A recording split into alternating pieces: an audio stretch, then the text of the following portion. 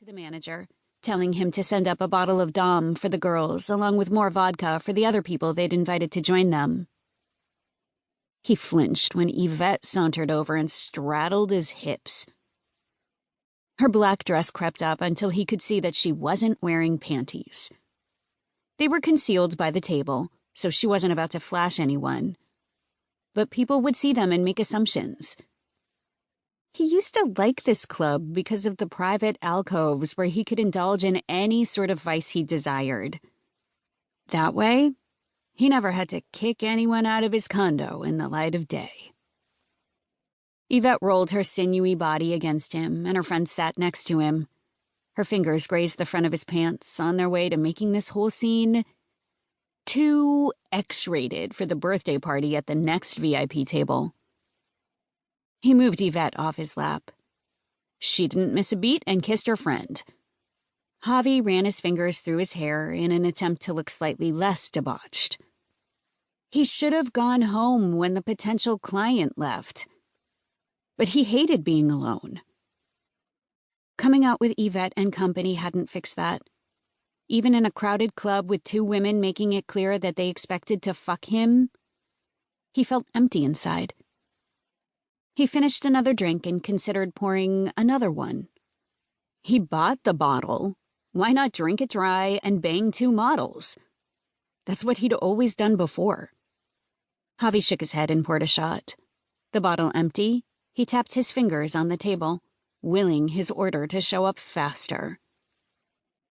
He needed to fuck, and soon. When he was inside someone else, he could stop thinking about her, and how badly he'd messed up. For a few minutes, sometimes a few hours, he could forget what a shit he was. His head was crowded with regrets and voices from the past that he needed to stay silent. But he just wasn't interested in any of his present options. He considered Yvette and her friend, he remembered now, Lauren, for a long second before fully abandoning the idea of leaving with them.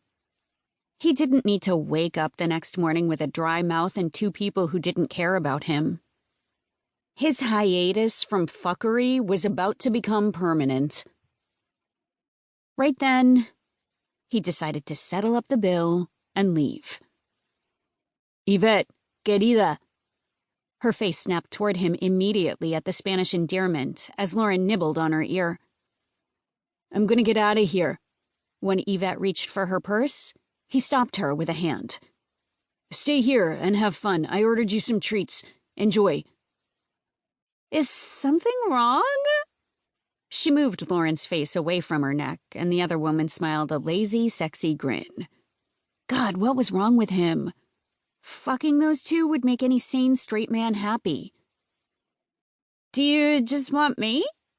Yvette moved to stand, and Lauren's beautiful face twisted into a grimace. His stomach growled, and he thought of his way out. No, I'm not feeling well. He patted his belly. Maybe he'd stop for some food on the way home. He winked at the two women, and they both smiled at him. I'll call you. He wouldn't be calling either of them, but the lie would get him out of there faster. The two women started kissing again. He hadn't spoiled their fun. Almost any other man on the planet would be falling all over himself to join them. But he'd been there, and it didn't do anything for him anymore. Stuck in his emo thought loop, he didn't register that the waitress approaching wasn't just any waitress until she was right in front of him. It was her, Maya Pascual. Maybe he hadn't wanted a threesome with two models because he'd somehow sensed her, smelled her on the air, and she'd sucked his desire for anyone else out of the room without him even knowing it. He didn't know how to process her being here, working here. The last he'd heard, she was back in New York painting. But it was her in front of him like a mirage. She stopped in her tracks, as if she couldn't quite believe it was him either. One side of her mouth curled up in a smile, the kind she used to dole out when she was about to say something sarcastic and wildly inappropriate. Then she looked over